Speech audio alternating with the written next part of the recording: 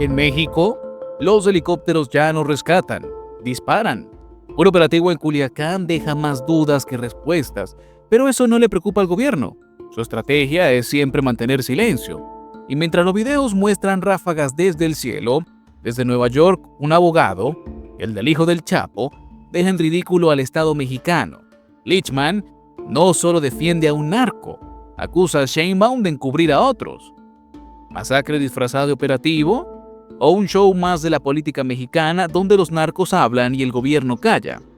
Quédate porque esto apenas comienza y nadie va a salir limpio. Pero como siempre, vamos por partes. Tacuichamona no es Ucrania, pero el sábado parecía que sí. Un helicóptero de la Marina descendió con todo, artillado, bajó preciso, ráfagas que no preguntan nombres. El blanco, según la versión oficial que nunca llegó, sicarios. Pero esa es la magia del silencio institucional, te permite imaginar lo que quieras. Mientras tanto, los cuerpos los cuentan otros. Porque claro, si no está en video, en México eso no pasó, no existe. Y esta vez sí hubo video, clips subidos a X donde se ve y se escucha el tableteo desde arriba y la respuesta desde abajo.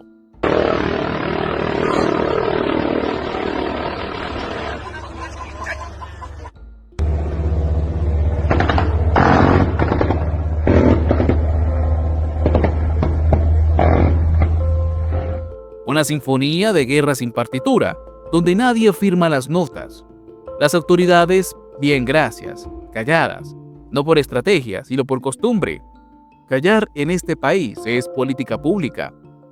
Y como el gobierno no habla, otros sí.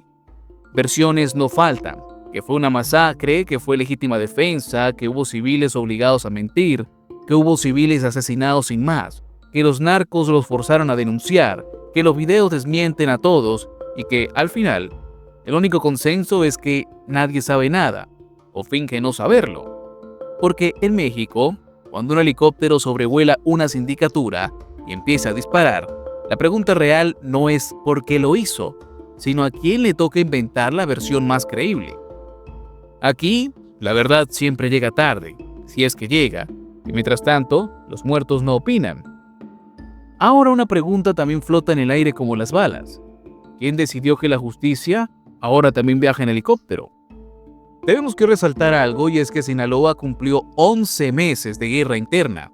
11. En calendario oficial son poco menos de un año. En lógica narca es una eternidad con saldo rojo. Los mayos contra los chapitos, como si el Estado fuera una ruleta rusa cargada con todas las cámaras. Y mientras las facciones del Cartel del Pacífico se despedazan entre sí, el gobierno aplaude desde la barrera, contando muertos y fingiendo estrategia. El pasado 30 de junio fue, por decirlo sin maquillaje, el día más violento desde que inició esta guerra de familia. 30 homicidios. 30. Ni la pandemia, ni los terremotos, ni los huracanes lograron este récord.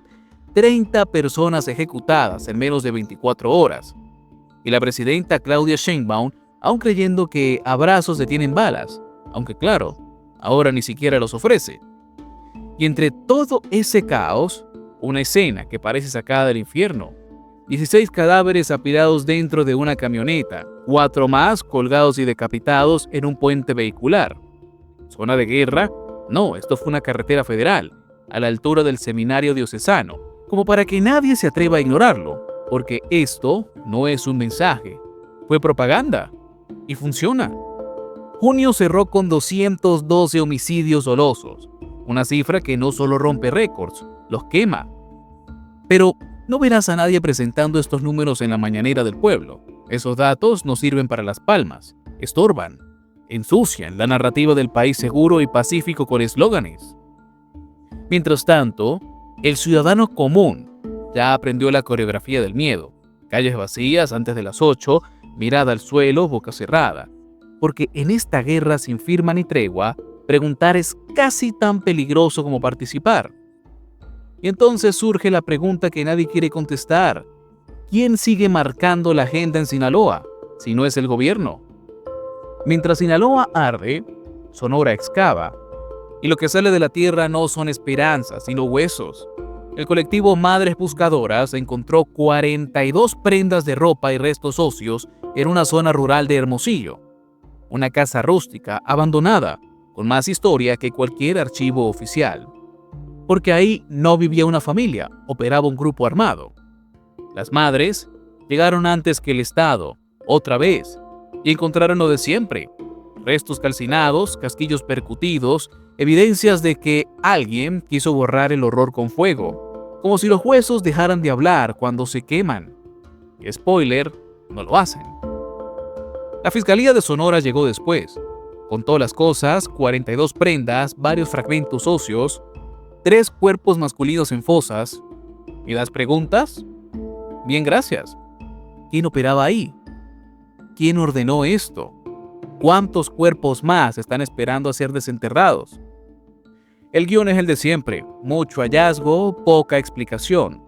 Y Ceci Flores, la madre que no se cansa de buscar en un país que prefiere no encontrar, volvió a decir lo obvio. Ahí había un crematorio, un improvisado, artesanal, funcional, porque en México la desaparición también tiene su propia industria.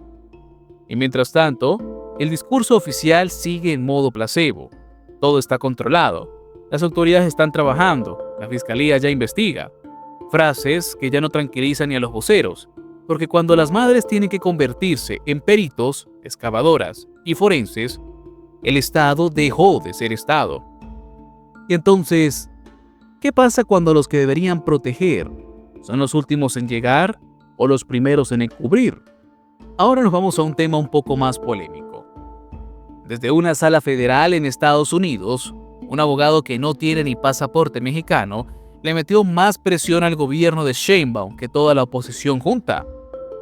Jeffrey Lichman, defensor de Ovidio Guzmán, el hijo del Chapo, no solo está defendiendo a su cliente, está arrancándole la máscara a un gobierno que juega a hacerse el digno mientras se codea con la mugre. Yo sé que es irónico que esto lo diga alguien que defiende a un sujeto que claramente es narco, pero si se ponen a pensar, ¿quién mejor que él para decir esto? Un bandido reconoce a otro, ¿no? Lichman acusó a Claudia Sheinbaum de actuar como el departamento de prensa de un cartel, así, sin anestesia. ¿Y cuál fue la respuesta? Un par de frases tibias en la mañanera del pueblo, como si se tratara de una diferencia de opiniones entre vecinos.